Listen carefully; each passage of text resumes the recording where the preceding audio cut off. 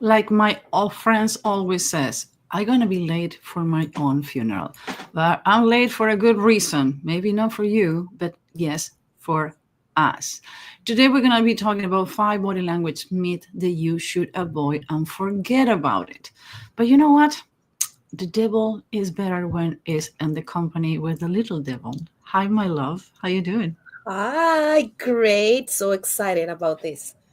So I have the heater, I have a feet heater, and I have cover in my legs, and you are wearing a blouse. It's not fair.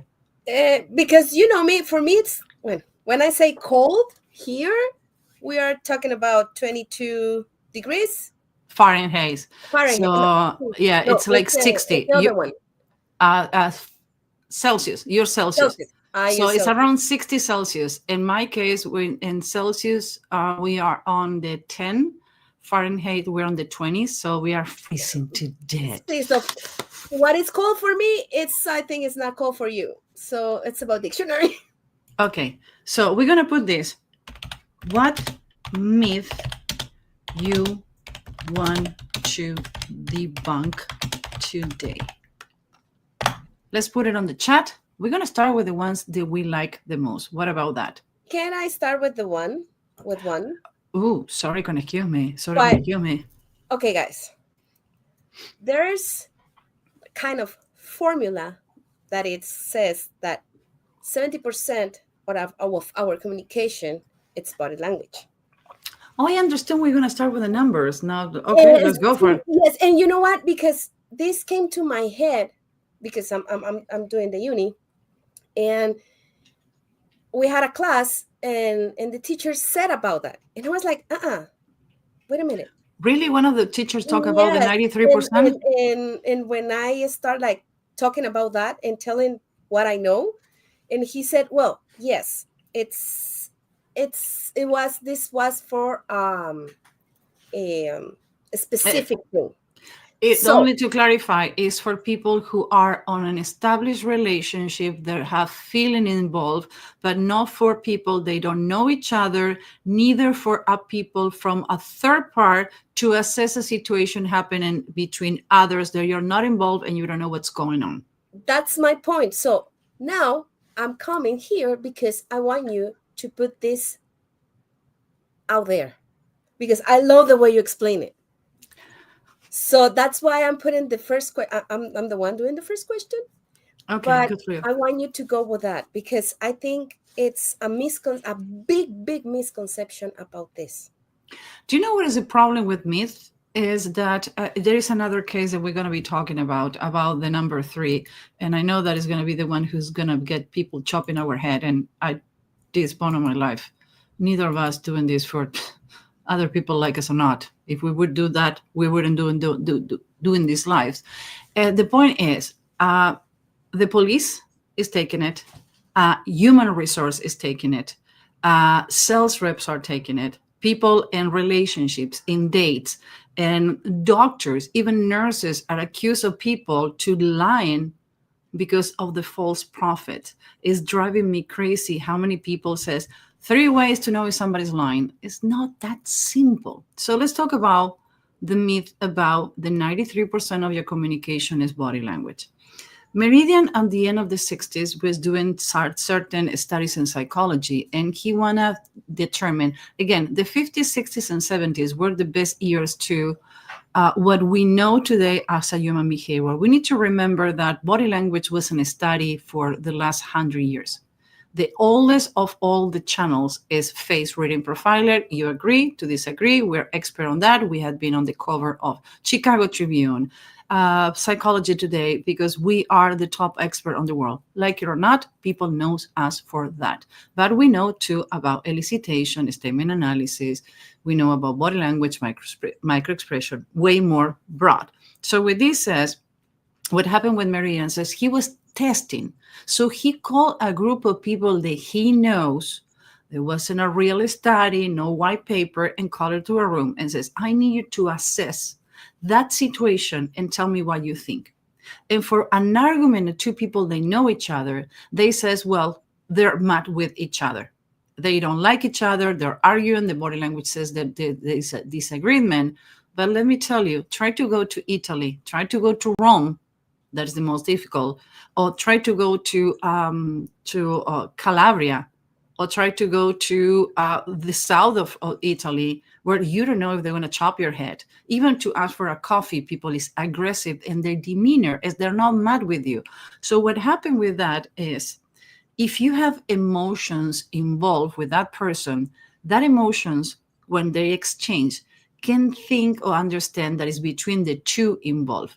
But what happened when actually your emotions are the only, and you're reacting to my emotions? If I'm pissed off today, I've been wiring since 4 o'clock in the morning. It's only 12:30 and I'm running late, and we're working all weekend. We have a project, so we're going to need to work in all weekend. I'm wired. So probably everybody who encounter with me going to think that I'm mad. I'm not mad with them. I'm wired. So I'm under stress. When you don't sleep because the kids are sick, your meetings are not the same way. So you cannot iterate a relationship between two or many people only because one of them initiated. We talked yesterday. It doesn't take 30 minutes to assess a communication. 7 seconds, how you set the conversation. And I see you licking your lips. I know you want to talk.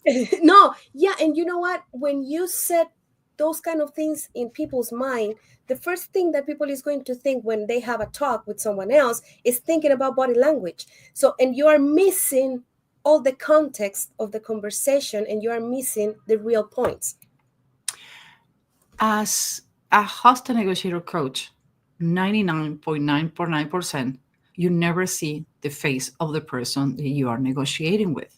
Actually, I did a live, and we put it on YouTube. I need to remember to put the part number 2 about that. I asked one person one question. This person talked for 45 seconds, and I give this person a devolution about profiling him, how he think, how he process information, how he sell, and how to negotiate for 6 minutes. I never saw the face until I need to give the devolution, because I want to see the person face, because some people get so froze that they get express on the face, but they don't talk. So I need to see the face for that.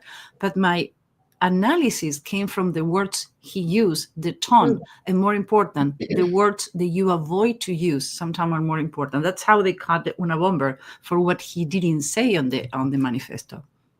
Yeah, and that's my point. When you said that, and when you said that only 7% is the words that you use, it's like you are missing the gold here. You're missing the boat. So let's understand. Your body is important. And remember, yes, women are 82% more accurate reading body language than men, 42% only men. So if you learn and train with the right way, the right people, you always can conquer better. Nobody is born to be a doctor. They born with the intent to be a doctor. But doesn't mean that you can go and do surgical thing with people. Why body language need to be different? You cannot read a book and go and read people. And another thing is, you need to understand that women use 14 to 16% of the brain to make a resolution. Men used 4 to 6. There's nothing wrong, depending on the situation and how you need to evaluate the situation, but that make women more accurate. And women are better to read the neutral. If nothing is going on, nothing is going on the room. So what this says, pay attention to the body language and reply to an attitude or aptitude. Mm-hmm. The content and context, how the first person initiate the conversation, and who the reply to, the opposite part has done the questions. Questions are more important than the answers. Remember, the tone of a conversation is set on the first 7 seconds, not 30 minutes of the conversation. Love? Mm-hmm. No, yeah. And you know what? Another thing that I think is useful is to pay attention and to confirm what you are seeing. Confirmation bias? Yes. Tell me about. Okay, what you don't know, guys, is I always says Elva is the daughter that I never had. This year, Elva, as a surprise, she did her master in behavioral economics. She's about to receive the thesis, presenting the thesis that is actually your thesis is going to be done faster than mine. It's crazy. I finished a year ago. But with this says, she has been going on the bias. So why this is one of the myth, a myth in body language or confirmation bias. What is act in our brain that we tend to confirm things that we only believe on it? Because when we have an idea in our head, we are going to look for everything that confirm what we think. And we are going to avoid the things that are not accurate or are not aligned with the things that we are thinking. So that put you in a place that you are going, just if, for example, you want to know if your partner is lying to you. You have that in your head, and you know that body language is going to be the detonator of knowing if that person is lying to you. So you are going to put that in your head, and you are going to confirm every single sign that you see in the body language of that person to says, oh no, you are lying to me. You're going to use everything through to you to only confirm the things that you want to confirm. If you go into a movie thinking you're not going to like the movie, guess what? Everything. You're not going to like the movie. And you know what? It's funny because sometimes, now that you're saying that, because I remember that I have that experience with this movie. It's called Agent 00, Agente 007. Yeah, Agent 007. The new one. And James Bond. And I didn't like it because I never liked that movie. And I remember that I went to the movies and I watched it, and I found every single thing, even the clothes of the people that they were using. I said, no, you see, that is why I didn't like it. I never liked this. So everything. Confirmation bias. Yes, everything that, and even though I remember saying to my husband, you see, the universe is telling me that I didn't like, that I shouldn't come to see this movie, because everything confirmed that I didn't like it. So I look for talking about liking and confirmation bias. It's not a myth that we have, but people ask, is that I cannot manipulate you to think things that I want. Is called propaganda, PR, or advertisement. That is going to be the last show of the year. We're going to put all the myths and crazy things that you think they're not going to be manipulated, and how manipulator work and different aspects of life, and crazy things about behavior you don't know is going to be next week. So one is that I can make you confess and says whatever I want if you give me 45 minutes in a room, white room with white light and hissy noise. So I can convince you. In 2011, we love this study. Ella and I, we have seen all the replication. In 2011, they grabbed a group of people in the University of Michigan, they put it in a room, and they fed them with false information. They let them go home. A week later, they call them back and they says, everything that we told you is a lie. What do you think if the majority see these things recorded? The people says after they were confronted with the reality, they were manipulated to think things are not real. And I remember when I give you the result, you was like, what the heck, Susan, you're crazy. Like, no, here's the study. Let's go over. People was looking only to things to confirm what they believe is true, because people don't want to realize, they don't want to confront the fact they can be manipulated.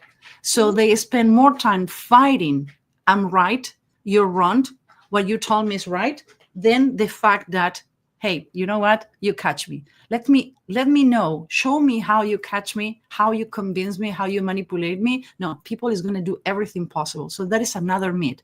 I cannot convince you to do things you don't want to. That's how I convince Elva to do lives with me. Oh yeah, I know that. Yeah. So what are the heuristics or biases that you think there are involved? And we don't need to name it as what is the bias, but what are the things on personality wise that are involved and make you believe whatever I want you to eat? You know what is one of the things that I think, it's like you said, you don't want to be wrong. You don't want to lose credibility, right? So loss aversion, it's worse to lose something than to gain something. 20% of the people are more afraid to losing than winning. So for me, it's one of the things, because even though the social norms, for example, how you are going to be your perceived by others. So those kind of things for me are key to having this? Well, we did an article, then I show that the way you dress, and it actually, most people say, that's how you dress. Like, yeah, that's how I dress.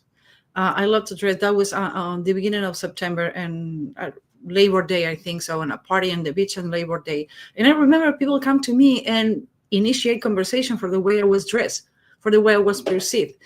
Machiavelli says, people don't know that it's coming from Machiavelli, present yourself as one you want to be perceived, not as you are. And get around with the people you want to be seen as, and not the person you are. So with this says, we manipulate others when in dating sites and the media. The media is the biggest manipulator for all. Do you really think that everybody's in TikTok and in Instagram have the life they have?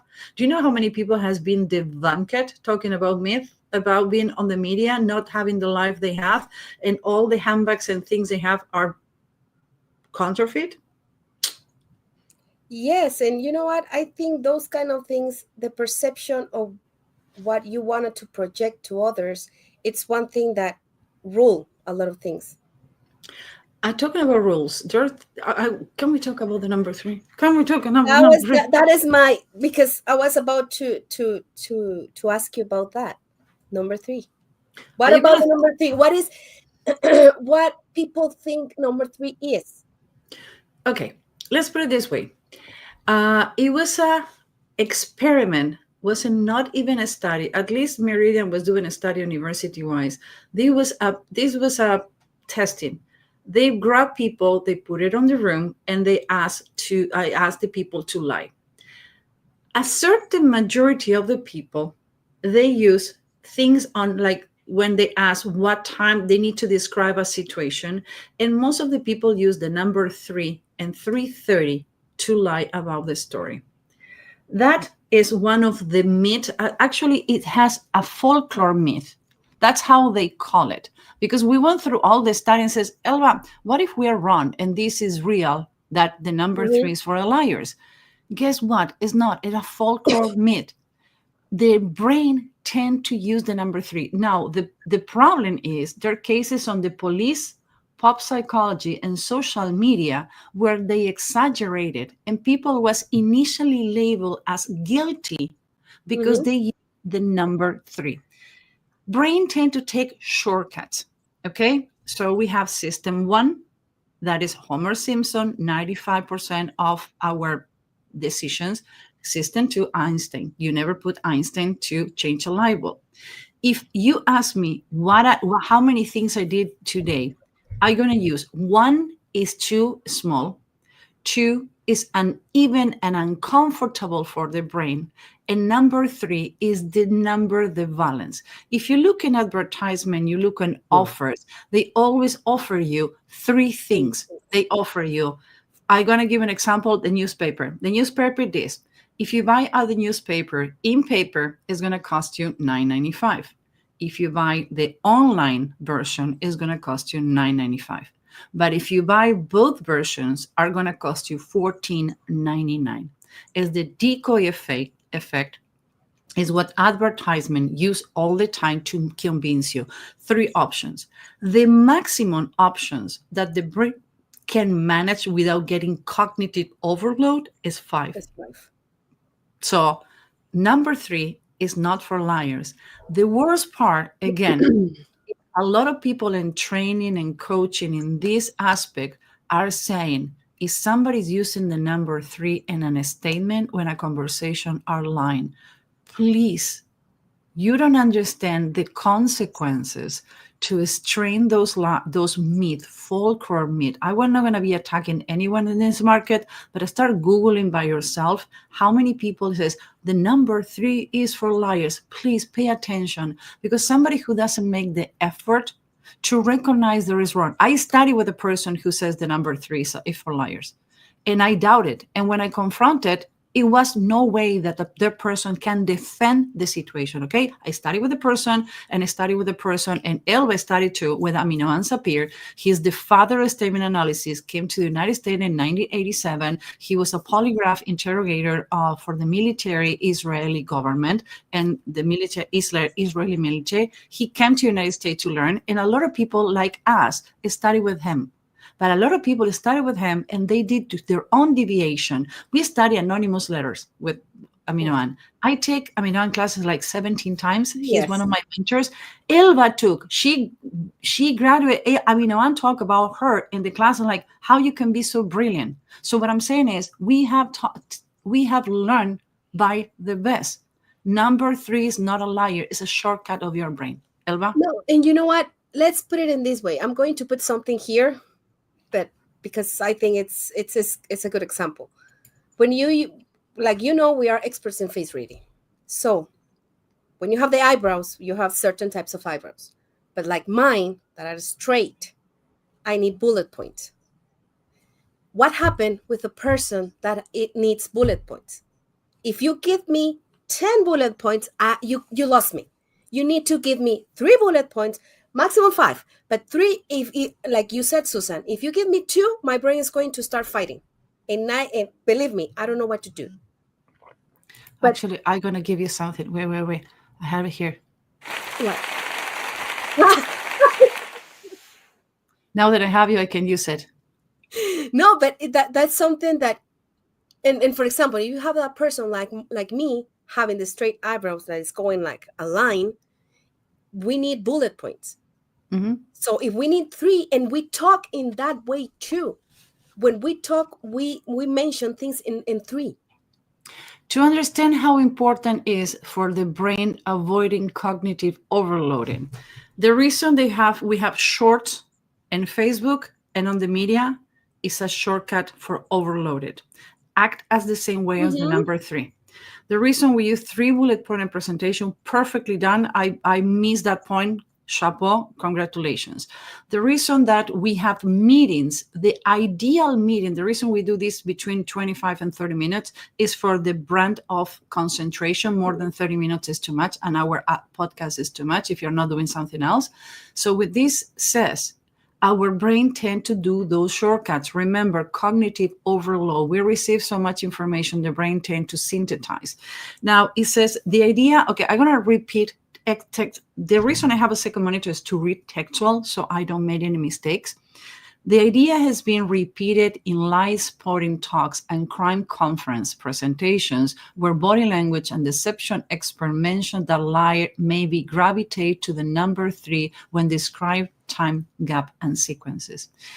How many things we have? You have kids, the 3 Stooges, the 3 Little Pigs. That's my point. Even how do you say, the Trinity? Yeah, the Trinity. Okay, there's something that is in Europe, and I find out why I have so much hair in my face. When I put my makeup, my brush is losing hair. So it's not my cats, it's my brush. So in Latin America and in Europe, we have something called the Trinity, Los Tres Reyes Magos. The Trinity is coming on January 6th after Christmas, and it's supposed to be the three kings coming to bring an offer to the new Trinity of the nativity of the new Jesus Christ. I'm not Catholic, but I love the story why the Trinity. And there are 3. And so it's in the name of the Father. It's 3. Father, I don't want to do it again because I'm not Catholic. I don't want to offend anyone. But if you start thinking, the majority of the things we have in 3 options. Where are you going to go to? What do you want to have for dinner? Pasta, pizza, or stay home? We use 3. The colors. Number Susan, 3. The colors. The primary colors. Red, green, and blue.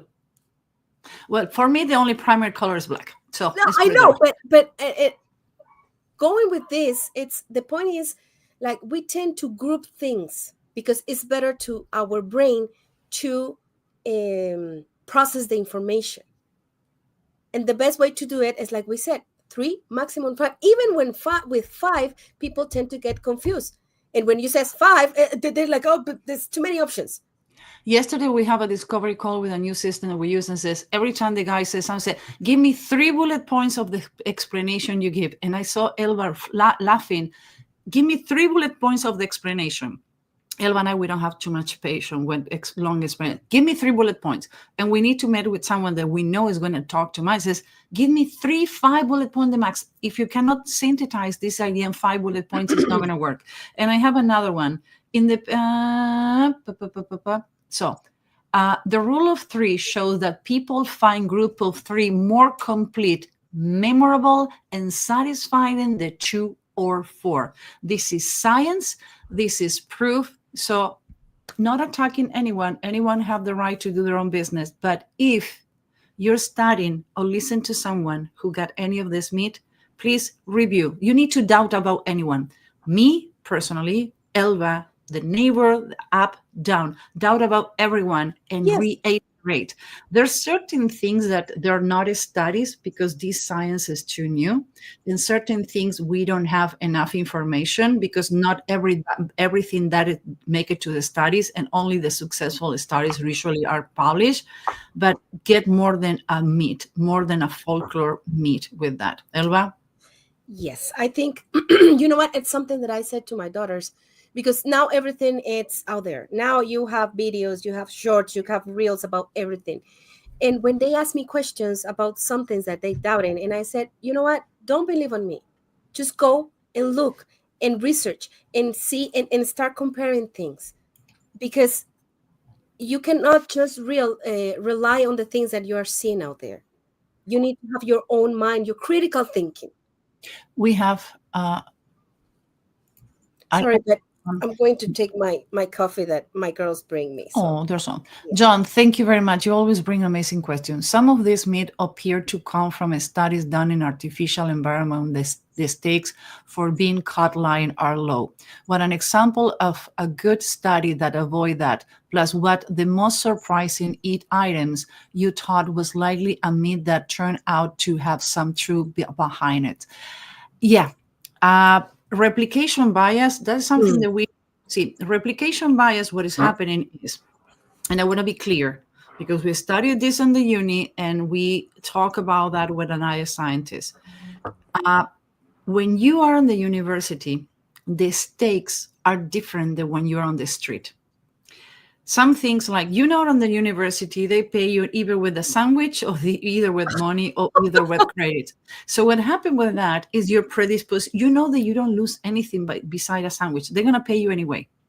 But the environment that you have, when you take it to the street where the ambience, the smell, the people participating is going to influence in what you're doing. So one thing is lying in studies. And I want to clarify, because some people says, oh, the study is wrong. Like, no, it's not replicable to the same result they have on the study. And another one is lying about the data result and the database used for those studies. So the people who lie, I think they should erase the tenure, the PhD, I don't care what title you have, it be erased. But the replication situation, we don't need to be so easy to criticize. What we need to do, I think the best mix, and that's the reason I love how you and I, Elva, have been taught and trained, is because we use the uni and we use the street smart to understand how these work. Elva, in the meantime, then I get bourbon. Yes, you know what? There's the thing, when you are doing studies, you have a controlled environment, right? And you put all the variations, and you set those variations. Maybe it can be 2 or 3 things that can be different. But when you go to the street, there's a lot of things that can be different. Yeah. So again, replication, like you says, really well says, John. I love your question. Try to get your lunch more often at this time. Is again, doubt about everything. Now, doubting. Let's talk about baseline and eyes. You want to take that? If you look to the left or look to the right, you want to take that one, or you want me to take it? Or you decide. Okay. You're in charge today, entire. You know what? I have been listen about this how the baseline and how important is to set how that people put themselves in front of a normal in a casual conversation. How they act, that is the best baseline, because you are not triggering nothing. It's just a conversation like X and Y, talking about the weather, what they about so that is how you can get the baseline of a person. Now, when you put the gaze, people is looking up, down, right, that is another thing. Because, for example, I'm going to give you this so you can continue. What if I'm lying to you, but I'm seeing you? What do you think? Oh, if the liars look at you more or less when you're lying, when they're lying. Okay, John, you are on the crowd. What do you think? People look at you more when they're lying to you or less? But anybody at home, if you're watching this after, there is a myth that the people who lie to you, they don't look at you. See what happened? But I touch my face all the time because I do this with my cat. No, this, okay, let's put a thing here. Every time, there's a lot of things that when you are lying that you can do. But if you see touch your face, you're lying. That you can see why I always touch my face, because I have you understand the context where she's living, what she was doing, and she's touching the nose and talking to you. It's like, no, Susan, that is a lie. No, that is not a lie. That is my cat, and I kissing my cats all the time. So with this says, she's right. Touching your face has nothing to do with lying or not. If you don't get, everything has right or wrong based on the context. And for example, I have a problem in my neck, so you're going to see me pacify my neck too often. So have content and context. If you have cat hair or the women have makeup, they can be touching the face. Now, going back to the liars look at you more or less when they give you a lie. Elba, wait. I have something more for you. Bring it. I'm going to be playing like I'm a kid in an adult body. Yes, I know. They look at you. Why?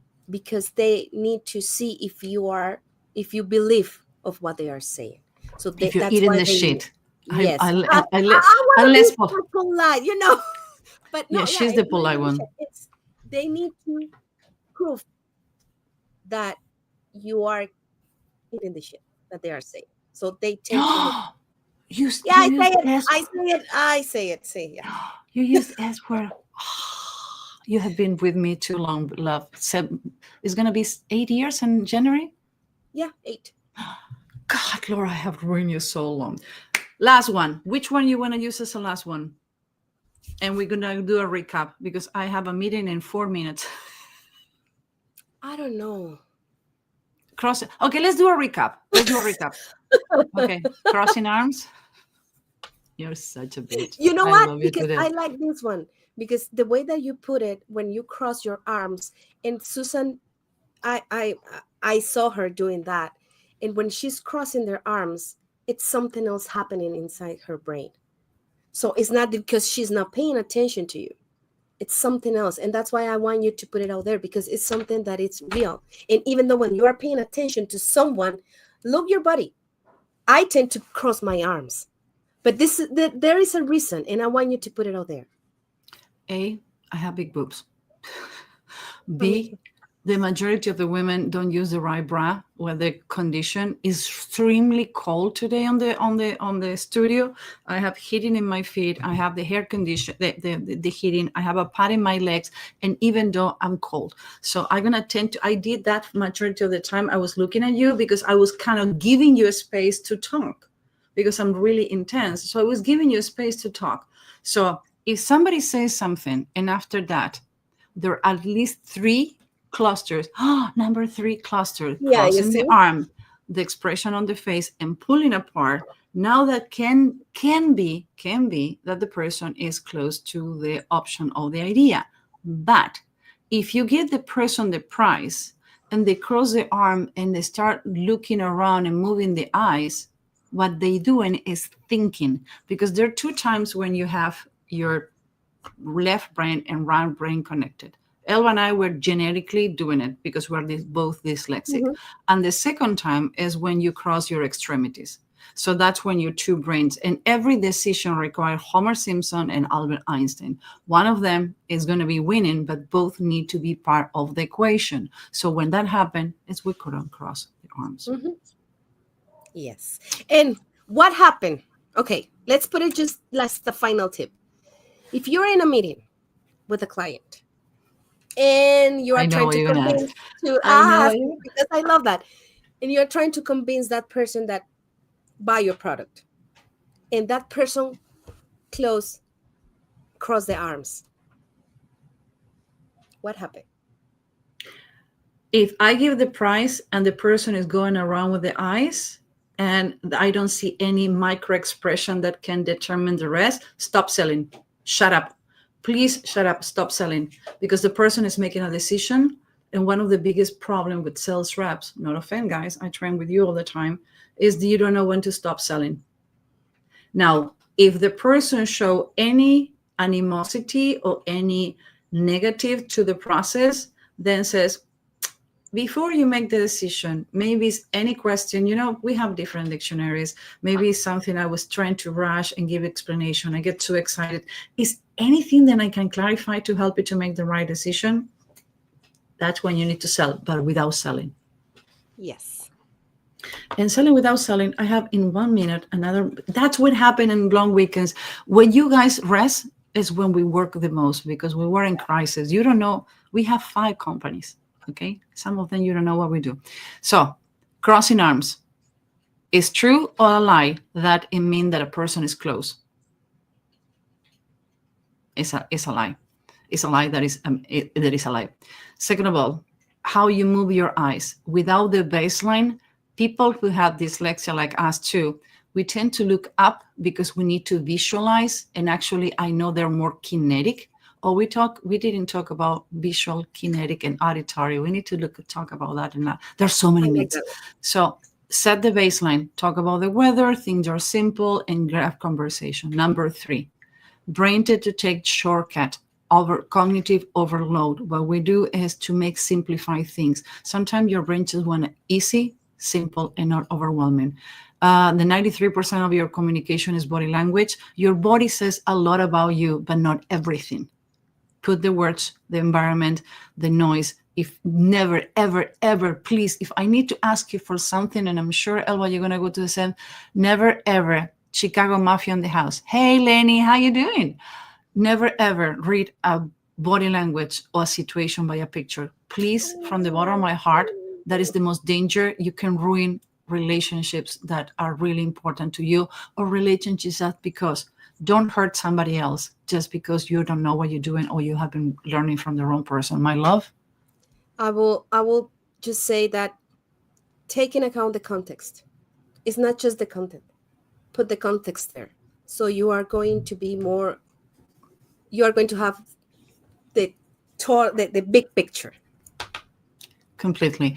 Guys, we're not going to see you tomorrow and Friday. We wish you the best Thanksgiving. We give you enough ammunition this Thanksgiving to have a lot to talk on the table. Difficult conversations for a hostage negotiator and the captain, the Texas Police Department. We talk about complicated, toxic conversations yesterday, and today to talk about myth. You can talk about those myths. We start seeing how people read you. My love, happy Thanksgiving for all of you. Thank you very much for being here. Monday, we're going to be back, and wait for it because we have a good one. Can we debunk the big nose myth? Maybe next one. Oh, we're going to be talking about noses and face reading. Thank you both. Have a great Thanksgiving. The part of eye accessing cue for dyslexia, going to go read up on that. Fascinating. Yeah. Dyslexia. I have dyslexia and Asperger, and Elva have dyslexia and the curse. They've been working together. But depending of how your brain is wired and any pathology you have, your eyes and your movement are different. People get pissed off with me because I talk said, okay, I'm gonna talk about this, and this, and this. And people are like, are you stupid? Like, no, I'm Asperger. I need to do this because you see how Sherlock Holmes does?